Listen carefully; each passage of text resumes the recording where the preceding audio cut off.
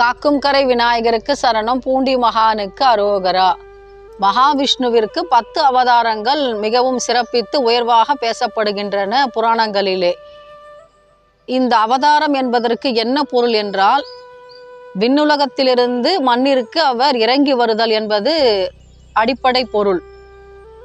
பக்தர்களை காப்பாற்றுவதன் பொருட்டும் அசுரர்களை வதம் செய்வதற்காகவும் ஸ்ரீமன் நாராயணமூர்த்தி என்ன பண்ணுவார், இந்த மண்ணுலகத்திலே அவதாரம் செய்வார்.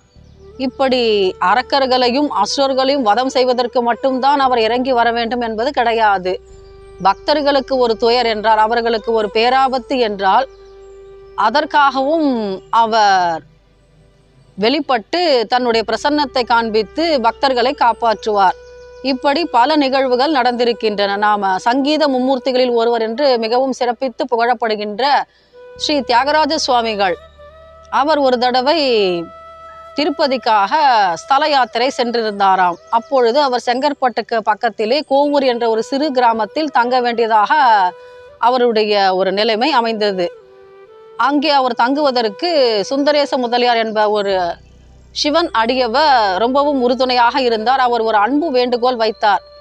சுவாமி, தாங்கள் இங்கே தங்கி இருந்து சில காலம் கீர்த்தனைகளை ஏற்றினால் எங்களுக்கு பெருமையாக இருக்கும், இந்த கோவூர் கிராமத்திற்கு ரொம்பவும் சிறப்பு உண்டாகும் அப்படின்னு. இந்த அன்பு வேண்டுகோளை ஏற்றுக்கொண்டு ஸ்ரீ தியாகராஜ சுவாமிகள் என்ன பண்றார், அங்கே சில காலம் தங்கி இருந்தாராம். அப்பொழுது இந்த சுந்தரேச முதலியார் ரொம்பவும் மகிழ்ந்து அவருக்காக சில வராகன்களை கொடுத்தாராம். பொற்கிழின்னு வைத்து கொள்ளுவோமே, அப்படி கொடுத்து விட்டு என்ன பண்றார், அவரை பல்லக்கீழே அனுப்பி வைக்கிறாராம். இதை பார்த்து கொண்டிருந்தார்களாம் அந்த வட்டாரத்திலே மிகவும் பிரசித்தி பெற்ற திருடர்கள். அவர்கள் என்ன பண்ணுவாங்கன்னா, காட்டை தாண்டித்தான் அந்த வேறு ஊருக்கு போக வேண்டும் இந்த கோவூரில் இருந்து. அப்படி அவர் புறப்படும் சமயத்தை எதிர்பார்த்து காத்து கொண்டிருந்தார்களாம். இவர் என்ன பண்றாரு, ரொம்பவும் பணிவோடு கேட்டுக்கொண்டதற்கு இணங்க அந்த ஊரிலே தங்கினார் சில காலம். அப்புறம் இந்த சுந்தரேச முதலியாருடைய பிரியா விடையை பெற்றுக்கொண்டு அந்த ஊரிலிருந்து திரும்புகிறாராம் பல்லக்கிலே. அப்பொழுது சில வீரர்களையும் அனுப்புகின்றாராம் அவருக்கு பாதுகாப்புக்காக. அப்போ தியாகராஜ சுவாமிகள் பல்லக்கிலே வந்து கொண்டிருக்கும் பொழுது அந்த வராகன்கள் அடங்கிய மூட்டையும் அவரிடம் இருந்தது. இதை தெரிந்து கொண்ட கொள்ளைக்காரர்கள் என்ன பண்றாங்க, அவரை சுற்றி வளைத்தார்களாம். அப்பொழுது அவர் எப்பொழுதும் ஸ்ரீ ராமதாரக மந்திரத்தையே ஜெபித்து கொண்டிருப்பவர் தியாகராஜ சுவாமிகள். இதை பார்த்து கொண்டு சும்மா இருந்து விடுவாரா வில்லேந்திய கோதண்டராமன்? அவர் வெளிப்பட்டு என்ன பண்றாரு, அந்த திருடர்களிடமிருந்து அந்த பொற்கிழியை காப்பாற்றி கொடுக்கிறாராம். அப்பொழுது ரொம்பவும் மகிழ்ந்து அவர் சில கீர்த்தனைகளை இயற்றினாராம் ஸ்ரீ ராமச்சந்திரமூர்த்தி மீது. இப்படியே ஒரு அன்பருக்கு ஸ்ரீ ராமச்சந்திரமூர்த்தி அருள் செய்திருக்கிறார். அது என்ன என்பதை பற்றி நாம் இந்த கதையிலே பார்க்கலாம். ஸ்ரீதர பண்டிதர் என்பவர் ரொம்பவும் உயர்ந்த கிருஷ்ண பக்தர். அவருடைய மனைவியும் அவருமாக சேர்ந்து கொண்டு ஒரு இறை தொண்டினை செய்து வந்தார்கள் நேமமாக. அது என்னன்னா, அடியவர்களுக்கு உணவிடுதல். இந்த தொண்டு மாத்திரம் கிடையாது, அவர்கள் ஸ்தல யாத்திரை புறப்பட வேண்டும் என்ற எண்ணமும் கொண்டிருந்தார்களாம். யாராவது அடியவர் அவர் வீட்டில் எனக்கு சாப்பாடு கொடுங்கள் அப்படின்னு கேட்டாக்கா அந்த அம்மையார் என்ன பண்ணுவாங்க, ரொம்பவும் சிரத்தையாக பக்தியாக சமையல் செய்து அவர்களுக்கு அன்னம் விடுவார்களாம்.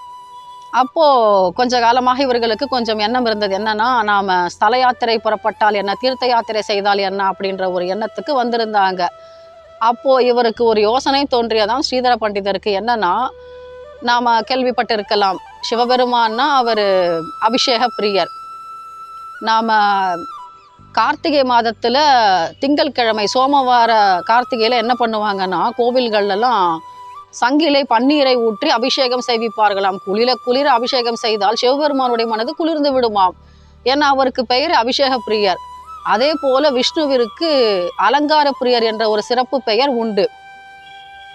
அவரை நாம் மகிழ்விக்க வேண்டும் என்று சொன்னால் நல்ல இனிய நறுமணமுள்ள மலர் மாலைகளையோ அல்லது பட்டாடைகளையோ அல்லது அணிகலன்களையோ இப்படி நவரத்ன மாலைகளையோ நாம் அவருக்கு சமர்ப்பித்தால், அப்படி சங்கல்பித்து கொண்டால் நம்முடைய விருப்பங்கள் வேண்டுதல்கள் ரொம்பவும் சிறப்பாக நடைபெறும். இது விஷ்ணுவிற்கான இந்த அற்புதமான பெயர். ஏன்னா அவர் அலங்கார பிரியர், அலங்காரம் செய்து கொள்வதில் அவருக்கு விருப்பம் அதிகம்.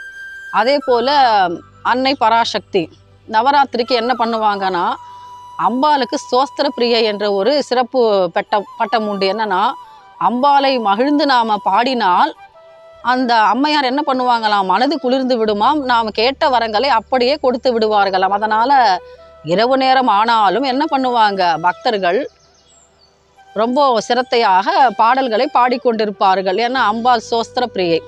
இப்படி விஷ்ணு அலங்கார பிரியர் என்பதை கேள்விப்பட்டவுடன் என்ன பண்ணுறார் ஸ்ரீதர பண்டிதர், அர்ச்சாவதார மூர்த்தி இருக்கும் அல்லவா, நாம் எந்த கோவில்களுக்காக போனாக்கா அந்த அர்ச்சாவதார மூர்த்திக்கென்று சிறப்பாக அணிமணிகள் பட்டாடைகள் இதையெல்லாம் எடுத்துக்கொண்டாராம், சேகரித்து கொண்டாராம். 2 குதிரையை தயார் செய்து விட்டார். ஒன்றிலே இந்த ஸ்தல யாத்திரைக்கு வேண்டிய மளிகை சாமான்கள் மற்றும் இப்போ நம்ம அர்ச்சாவதார மூர்த்திக்கு தேவையான அணிமணிகள் பட்டாடைகள் அலங்காரத்திற்குரிய பொருட்கள் இதையெல்லாம் எடுத்துக்கொண்டார். ஒன்றிலே மனைவியை உட்கார வைத்து கொண்டார், இன்னொன்றிலே இந்த மளிகை சாமான்களை எல்லாம் மூட்டை கட்டி வைத்து கொண்டார். இவர் வழிநடத்தி கொண்டு சென்றார், நடந்து சென்றாராம். இப்படி பல ஊர்களுக்கு சென்று நாம் தீர்த்த யாத்திரை செய்யலாம் அப்படின்னு புறப்பட்டு விட்டாராம். அப்படி புறப்படும் பொழுது ஒரு ஊருக்கே வந்து தங்குகிறார்களாம். அவங்க என்ன பண்ணுவாங்கன்னா, பகலெல்லாம் நடப்பாங்கலாம், இரவு நேரத்தில் ஏதாவது ஒரு கிராமத்தில் தங்கி விடுவார்கள், சிரம பரிகாரம் செய்து கொள்வார்கள், ஓய்வெடுத்துக் கொள்வார்கள். மறுநாள் காலையில் விடியற்காலை வேலையில் எழுந்து தம்முடைய நீண்ட பயணத்தை தொடர்வார்கள். இது அவர்களுடைய இந்த தீர்த்த யாத்திரைக்கான ஒரு திட்டமாக இருந்தது. இப்படி அவர்கள் செய்து கொண்டிருக்கும் பொழுது ஒரு கிராமத்துக்கு வந்தாங்க. அப்பொழுது சாயங்கால வேலை ஆகிவிட்டது, இருட்ட தொடங்கி விட்டது. அப்போ பக்கத்தில் ஒரு சிறு ஓடை மாதிரி ஒரு சிற்றாறு ஓடிக்கொண்டிருந்தது. இந்த ஓடைக்கு பக்கத்தில் ஒரு காடு ஆரம்பமாகின்றது. இதில் பிரச்சனை என்னன்னா, இந்த காட்டுக்குள்ள பல திருடர்கள் வருவது உண்டாம், அவர்கள் கன்னம் வைப்பது உண்டாம். இதை இந்த வட்டாரத்தில் ரொம்ப பிரசித்தமாக சொல்லி கொண்டிருந்தார்களாம். ஐயா, இந்த ஊருக்குள்ளே வந்தீங்கன்னா சில திருடர்கள் இருக்கிறார்கள், அவர்கள் அணிமணிகளை எல்லாம் கொள்ளையடித்து கொண்டு போய்விடுவார்கள் அப்படின்னு இவர்களை கொஞ்சம் ஜாக்கிரதைப்படுத்தி உஷார்படுத்தி வைத்திருந்தார்களாம். இவரோ இந்த ஊருக்கு புதிது, அவர் எப்படி ரொம்ப தைரியமாக இருந்து விட முடியும்? அவரது மனைவியாக சொல்கிறார்களாம், நாம் இப்போது திரும்புறதுக்கும் வழி தெரியாது, ஏன்னா சாயங்காலம் முடிந்து இரவு நேரம் தொடங்கவிருக்கின்றது, அப்பொழுது இருட்டி விட்டது. அப்போ எப்படி நாம் திரும்பவும் பழைய ஊருக்கே போக முடியும்? இப்போ இந்த ஓடையை தாண்டினால் ஒரு காடு வருகின்றது, முன்னாடி வந்து இருந்த கிராமத்திலேயாவது கொஞ்ச நேரம் தங்கலான்னு பார்த்தாக்கா வழி மறந்து போய்விட்டது அவர்களுக்கு, ஊரும் புதிது, யாரிடம் கேட்பது என்றும் தெரியவில்லை. அதனால் இந்த அம்மையாருக்கு கொஞ்சம் பயம் ஏற்பட்டு விட்டதாம். சரி, நாம் என்ன பண்ணுறதுன்னு தெரியலையே, இதுவோ காடாக இருக்கிறது, நடுநிசி ஆகிவிட்டால் காட்டு விலங்குகள் ஏதாவது அச்சுறுத்தும், தாக்குதலுக்கு நம்மளை உட்படுத்தி விடும் அப்படின்ற யோசனையெல்லாம் செய்து கொண்டிருந்தாராம் அந்த அம்மையார். ஸ்ரீதர பண்டிதருக்கும் என்ன செய்கிறதுன்னு தெரியலை, அமைதியாக உட்கார்ந்து விட்டார். இருட்ட தொடங்கி விட்டது. மீண்டும் கிராமத்துக்கு போவதற்கும் அவருக்கு வழி தெரியவில்லை, மேற்கொண்டு முன்னேறி செல்வதற்கும் அவருக்கு வழி தெரியவில்லை இந்த காட்டை கடந்து. அப்போ ரொம்ப யோசனையாக உட்கார்ந்து கொண்டு இருக்கும் பொழுது பார்த்து விட்டார்களாம் திருடர்கள். அவங்க என்ன பண்ணுறாங்கன்னா, நாம் இவருடைய பட்டாடைகள் இந்த அணிகலன்கள்லாம் இருக்கு இல்லையா, இதையெல்லாம் நாம் கொள்ளையடித்து விடலாம் அப்படின்ற ஒரு திட்டத்தை மனதிற்குள்ளே போட்டு விட்டார்களாம். ஆனால் இப்போ நாம் பக்கத்தில் இருக்கிறோம், ஒன்று காடு ஆரம்பமாகின்றது, இங்கே பக்கத்தில் ஊர் இருக்குது. இவங்க கத்தனாங்கனாக்கா நாம் திருடுற சங்கதி ஊருக்கெல்லாம் தெரிந்துவிடும், நம்மால் கொள்ளையடித்து கொண்டு போய்விட முடியாது. ரொம்பவும் பொறுமையாக அவர்களை ஏமாற்றித்தான் நாம் கொள்ளையடிக்க முடியும் அப்படின்ற ஒரு திட்டத்தை போட்டு விட்டார்கள் திருடர்கள். அப்போ 2 திருடர்கள் வராங்களாம். அவங்க வந்து என்ன சொல்கிறாங்கன்னா, அம்மா நீங்கள் ஊருக்கு புதிதுன்னு நாங்கள் நினைக்கிறோம், நீங்கள் பயப்படுறீங்களா, எப்படி நாம் மேலே முன்னேறி செல்வது அப்படின்னு கேட்கும்பொழுது இந்த அம்மையார் ஒப்புக்கொள்கிறார்களாம். ஆமாம் ஐயா, நாங்கள் ஊருக்கு புதிது, எங்களுக்கும் வழி தெரியவில்லை, நாங்கள் இந்த காடு இங்கே குறுக்க நிற்குது, மேற்கொண்டு முன்னேறி செல்வதற்கும் எங்களுக்கு வழி தெரியவில்லை. இப்போ நாங்கள் பின்னோக்கி போனாக்கா அந்த முன்னாடி இருந்தோம் இல்லையா காலையில், இன்றைக்கு காலையில் அந்த ஊருக்கு போவதற்கும் எங்களுக்கு திக்கு திசை தெரியவில்லை, வழி தெரியவில்லை ஐயா அப்படின்னு சொல்லும் பொழுது இந்த 2 திருடர்களில் ஒருத்தன் சொல்கிறானா, அம்மா நீங்கள் ஒன்றுத்துக்கு கவலைப்பட வேண்டாம், நான் உங்களை காப்பாற்றுறேன், நீங்கள் மேற்கொண்டு முன்னேறி செல்வதற்கு நான் வழிகாட்டுகின்றேன், எனக்கு இந்த காட்டிலே நிறைய தடவை பிரயாணம் செய்து பழக்கம் இருக்கின்றது, நீங்கள் வருந்த வேண்டாம் அப்படின்னு சொல்லும் பொழுது இந்த அம்மையாருக்கு கொஞ்சம் சந்தேகம் வந்து விடுகின்றது. ஏன்னா வழியை வந்து நான் உங்களுக்கு உதவி பண்ணுறேன்னு சொன்னால் அந்த அம்மாவுக்கு கொஞ்சம் சந்தேகம் வந்துடுச்சு. அவ்வளவு சீக்கிரம் அந்த அம்மா ஒத்துக்கலை, நான் உங்களை நம்புறது எப்படி அப்படின்னு கேட்குறாங்களாம். அப்போது இந்த திருடன் சொல்கிறாங்கன்னா, நாங்கள் என்ன செய்தால் நீங்கள் ஒத்துக்குவீங்க அப்படின்னு கேட்கும் பொழுது இந்த அம்மா சொல்கிறாங்களாம், என்னுடைய வீட்டில் எப்போதும் ராமதாரக மந்திரம் தான் ஒலித்து கொண்டிருக்கும், நாங்கள் ஸ்ரீராமச்சந்திரமூர்த்தியை ரொம்பவும் அன்பாகவும் நேசிப்பவர்கள், அவருடைய நாமத்தை நாங்கள் எப்பொழுதும் ஸ்மரணை செய்து கொண்டிருப்பவர்கள் அப்படின்னு சொல்லும் பொழுது இவன் என்ன பண்ணுறான் பாருங்க, சட்டுன்னு ஒரு முடிவு எடுக்கிறான். அம்மா, நான் யாருடைய பெயரை சொன்னால் நீங்கள் நம்புவீர்கள் அப்படின்னு கேட்கும் பொழுது இந்த அம்மையார் சொல்கிறாங்களாம், நீங்கள் அந்த ஸ்ரீராமச்சந்திரமூர்த்தியின் மீது ஆணை என்று சொல்லிவிட்டால் நான் உங்களை நம்பி உங்கள் பின்னாடி வருகிறேன் அப்படின்னு சொல்லிடுறாங்களாம். இவன் பாருங்க, திருடுறது தான் இவனுக்கு முக்கியமாக போயிட்டது. சத்தியம் என்பது இவன் மீறக்கூடியது அப்படின்னு நினச்சிட்டான். நமக்கு தேவை என்ன? அவங்க கிட்ட இருந்து கொள்ளையடிக்கணும். அதுக்காக நாம் என்ன போய் வேணால் சொல்லலாம், யார் மேலே வேணால் நாம் சத்தியம் வைக்கலாம். இறைவன் என்ன நேரில் பார்த்துக்கிட்டா இருக்கான், அவன் வந்து என்னை காப்பாற்றவா போகிறான், அவன் என்ன வந்து நம்மளை தட்டி கேட்கவா போகிறான் அப்படின்ற தைரியம் இவனுக்கு, இந்த துணிச்சல். அதனால் அவன் என்ன பண்ணுறான், அம்மா நீங்கள் சொன்னீங்க இல்லையா ஸ்ரீராமச்சந்திரமூர்த்தி தான் உங்களுடைய இஷ்ட தெய்வம்னு, நான் அந்த ஸ்ரீராமச்சந்திரமூர்த்தியின் மீது ஆணையாக சொல்கின்றேன் அம்மா, நான் உங்களை வழி நடத்துறேன், நான் உங்களை ஒன்றும் செய்ய மாட்டேன் அப்படின்னு கூப்பிட்டுட்டு வரானா. என்ன பண்ணுறாரு பாருங்கள் ஸ்ரீதர பண்டிதர். இந்த குதிரையை 2 குதிரை கட்டி வச்சுருந்தாரு மரத்தில். இவங்க சொல்கிறாங்களேன்னு சொல்லிட்டு இந்த திருடர்களை நம்பிக்கொண்டு அவர் என்ன பண்ணுறாராம், இந்த குதிரைகளோட கயிறுகளை எல்லாம் அவிழ்த்து விட்டு ஒன்றிலே தன்னுடைய மனைவியை உட்கார வைத்து கொண்டு ஒரு குதிரையில், இன்னொரு குதிரையில் அந்த மளிகை சாமான்கள் அணிகலன்கள் அடங்கிய துணி மூட்டையெல்லாம் இருக்குது.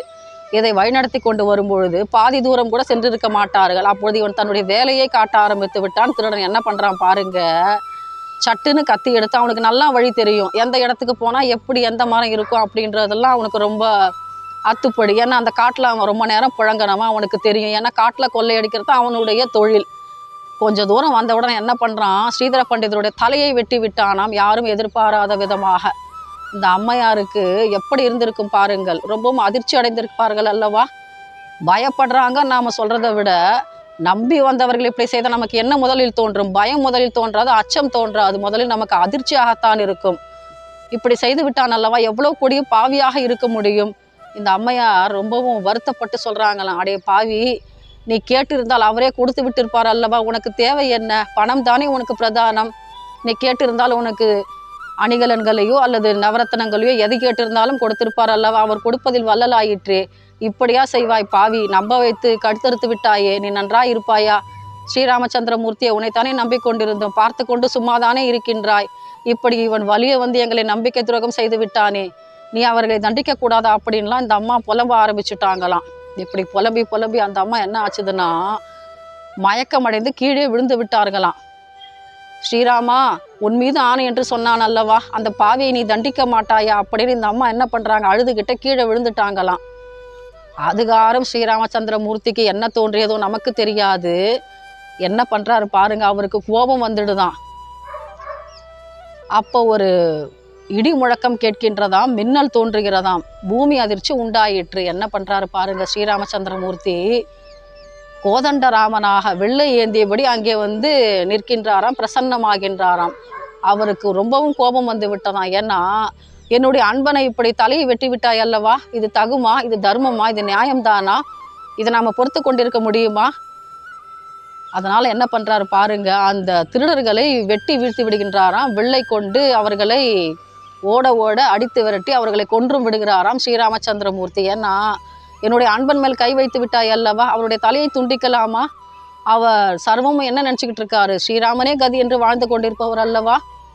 எப்பொழுதும் அவருடைய நாவிலே ராமா ராமா என்ற வார்த்தை தானே தவழ்ந்து கொண்டிருக்கும். அப்படிப்பட்ட அன்பரை, ராமச்சந்திரமூர்த்தியினுடைய பக்தரை நீ தண்டித்தது நியாயம்தானா அப்படின்னு இவருக்கு கோபம் வந்துடுச்சு ஸ்ரீராமச்சந்திரமூர்த்திக்கு. அவர் என்ன பண்ணுறாரு, வில்லை எடுத்து இந்த 2 திருடர்களையும் அடித்து வீழ்த்தி விடுகிறாராம், கொன்று விடுகின்றாராம். அப்புறம் என்ன பண்ணுறாரு பாருங்க, ஹைலைட்டா இந்த திருடன் துண்டித்து விட்டான் அல்லவா, அவருடைய தலையையும் உடலையும் அதை இணைத்து வைத்து அவர் தொட்ட மாத்திரத்திலேயே உயிர் பெற்று எழுந்து விடுகின்றார் ஸ்ரீதர பண்டிதர்.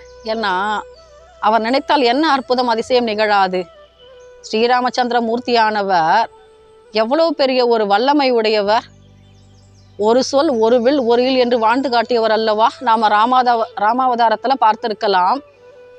கடலை தாண்டி வானரர்களின் துணையோடு, சுக்ரீவனினுடைய உதவியோடு இலங்கையில் சென்று சீதா பிராட்டியை மீட்டு கொண்டு வந்து வெல்ல முடியாத இந்திரஜித்தையும் வென்றுவிட்டு இலங்கேஸ்வரனுடைய தலையை பந்தாடியவர் அல்லவா. அவருக்கா இந்த மனிதர்கள் ஒரு துரும்புதானே. இந்த அற்புதமான செயலை செய்துவிட்டு காட்சி கொடுக்கின்றாராம் பக்தர்களுக்கு. இந்த ஸ்ரீதர பண்டிதருக்கும் அவருடைய மனைவியாருக்கும் காட்சி கொடுத்து அவர் சொல்கிறாராம், அன்பனே எழுந்திரு, உனக்கு ஒரு ஆபத்தும் கிடையாது, உன்னுடைய எந்த ஆபத்திலிருந்தும் நான் உன்னை காப்பாற்றுவேன் அப்படின்னு ஒரு உறுதிமொழி கொடுக்குறாராம். இப்போ ஸ்ரீதர பண்டிதருடைய மனைவிக்கு ரொம்பவும் சந்தோஷமாக போய்விட்டதான். ஏன்னா நம்பி வந்தவர்களை காப்பாற்றுபவன் அல்லவா ஸ்ரீராமச்சந்திரமூர்த்தி. நாம் ராமாயணத்தில் கேள்விப்பட்டிருக்கலாம். விபீஷணன் என்ன பண்ணுறான், ஸ்ரீராமச்சந்திரனிடம் வந்து என்னை அடிமையாக ஏற்றுக்கொள்ளுங்கள், எனக்கு உங்களுடைய திருவடியை அடைக்கலமாக கொடுங்கள் அப்படின்னு கேட்குறான். அப்போது லக்ஷ்மணெல்லாம் பயப்படுறான். ஏன்னா இவன் அசுரன், ராவணனுடைய தம்பி, இவனை ஏற்றுக்கொள்வதா, இவன் எதிரியினுடைய ஆள் அல்லவா அப்படின்னு கேட்கும் பொழுது ஸ்ரீராமச்சந்திரமூர்த்தி என்ன சொல்கிறாரு பாருங்க, என்னிடம் அடைக்கலம் என்று வருபவர்களை நான் காப்பாற்றுவேன் அப்படின்னு ஒரு உறுதிமொழி கொடுக்கிறார் இல்லையா. அசுரனையே ஏற்றுக்கொண்டவர் இந்த பக்தனை தானா அப்படி கைவிட்டு விடுவார்?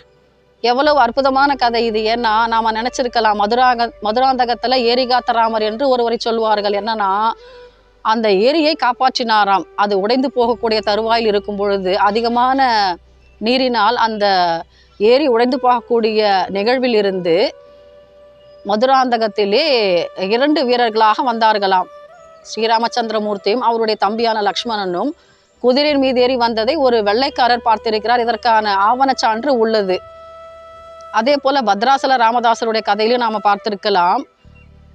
கோவில் கட்டுவதற்கு வரி பணத்தை பயன்படுத்தி விட்டிருப்பார் ராமதாசர். அப்பொழுது ஸ்ரீராமச்சந்திரமூர்த்தியே சென்று நவாபிடம் அதற்குண்டான ரசீதை கொடுத்து காப்பாற்றியிருப்பார் அந்த பத்ராசல ராமதாசரை.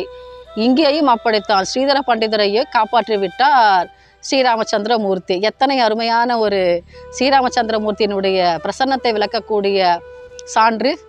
நாமும் இப்படிப்பட்ட ஸ்ரீராமச்சந்திரமூர்த்தியினுடைய பக்தர்களின் திருவடிகளை பணிவோம், ஸ்ரீராமச்சந்திரமூர்த்தியினுடைய அருளை பெறுவோமாக. மீண்டும் சந்திப்போம் ஒரு அற்புதமான சந்திப்பிலே. காக்கும் கரை விநாயகருக்கு சரணம், பூண்டி மகானுக்கு அரோகரா. ஜெய் ஸ்ரீராம்.